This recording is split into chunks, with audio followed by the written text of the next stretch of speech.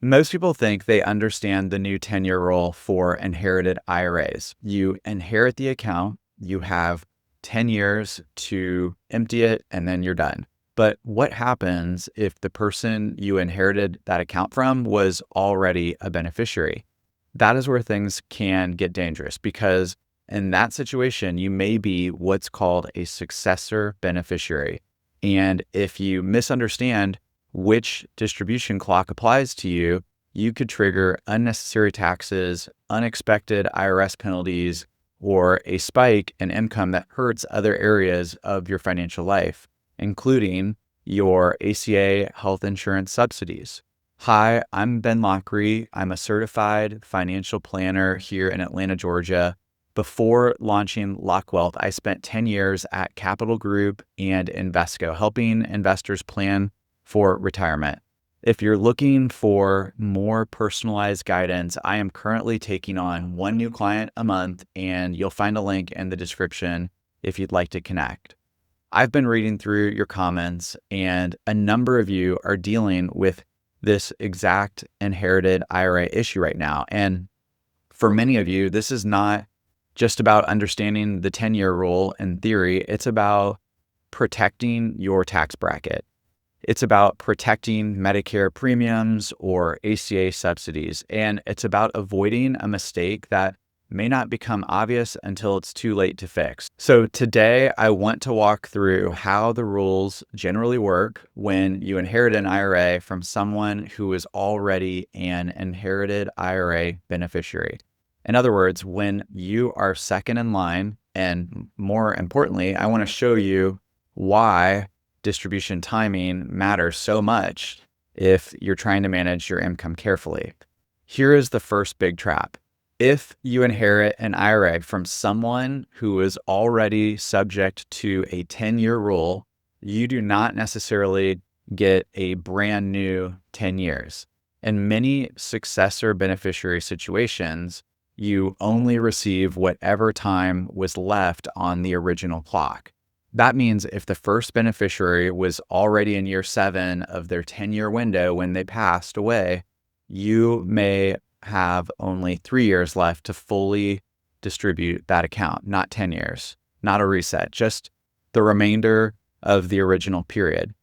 That one misunderstanding can create a huge problem because if you assume you have a fresh 10-year window, you may delay withdrawals for too long. And if the account is not emptied by the actual deadline, the IRS can assess a penalty for missed required distributions. That penalty can be steep, and even if it can be reduced when corrected, it is still a very painful mistake. So the first key takeaway is simple.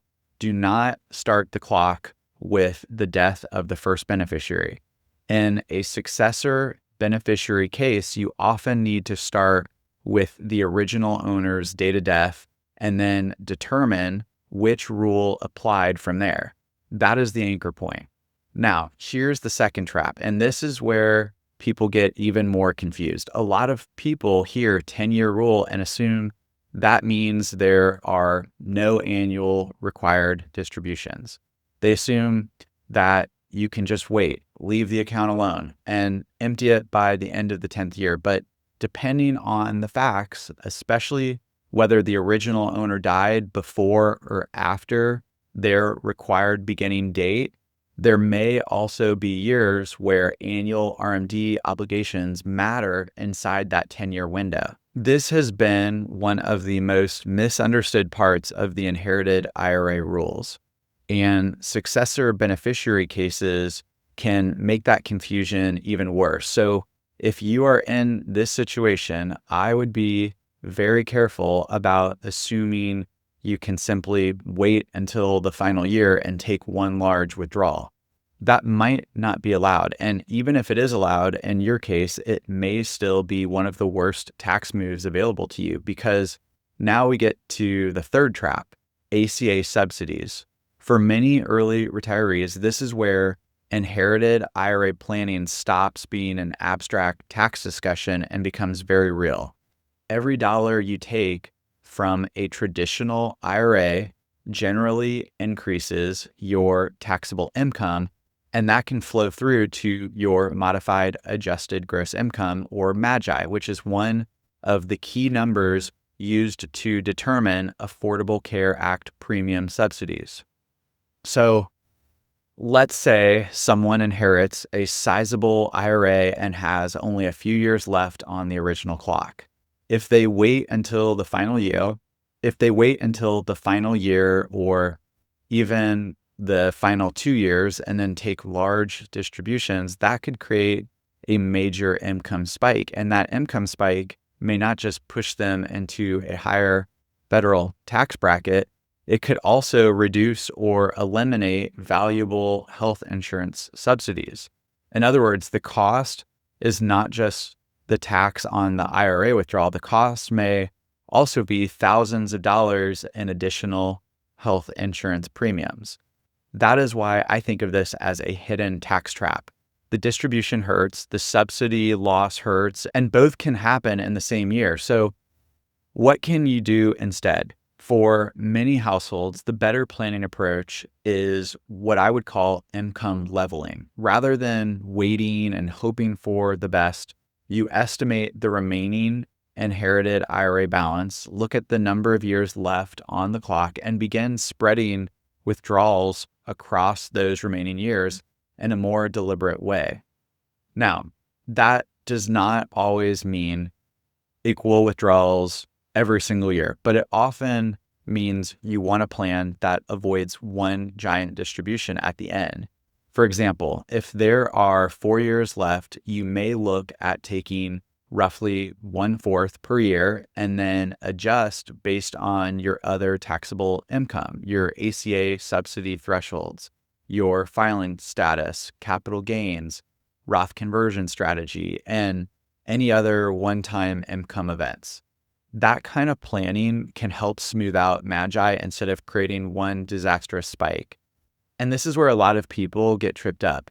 They focus only on the question, when is the account due? But the better question is this: how do I get this account out on time while keeping my broader tax picture under control? That is the real planning work. And if you are trying to preserve ACA subsidies, that planning work matters even more, because sometimes the goal is not to minimize this year's distribution alone. Sometimes the goal is to minimize the combined cost of federal income tax, state income tax, and lost premium assistance. That is a very different calculation. So if you think you may be a successor beneficiary, here are the practical steps I would take. First, identify the original IRA owner and their date of death. Second, determine whether the first beneficiary was already operating under a 10-year rule or another payout regime. Third, figure out exactly how many years are actually left on that clock. Fourth, estimate how inherited IRA withdrawals could affect your MAGI, especially if you are receiving ACA subsidies.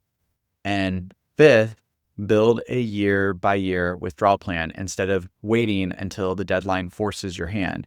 Because the biggest mistake here is not just misunderstanding a rule, it is misunderstanding a rule while also delaying action.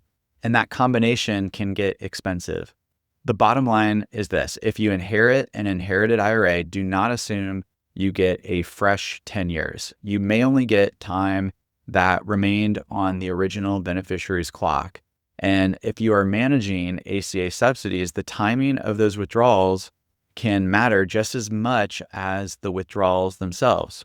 This is a complicated area, and the IRS guidance has not always been intuitive. So I would be very cautious about guessing. Start with the original date of death, confirm which clock applies, then build a distribution strategy that protects both compliance and tax efficiency. If you want to see how required distributions can affect your broader retirement tax picture, check out my recent video on why RMDs aren't as scary as many people think. And if you'd like help mapping this out for your own situation, there's a link in the description if you'd like to connect. Thanks for watching. See you on the next one.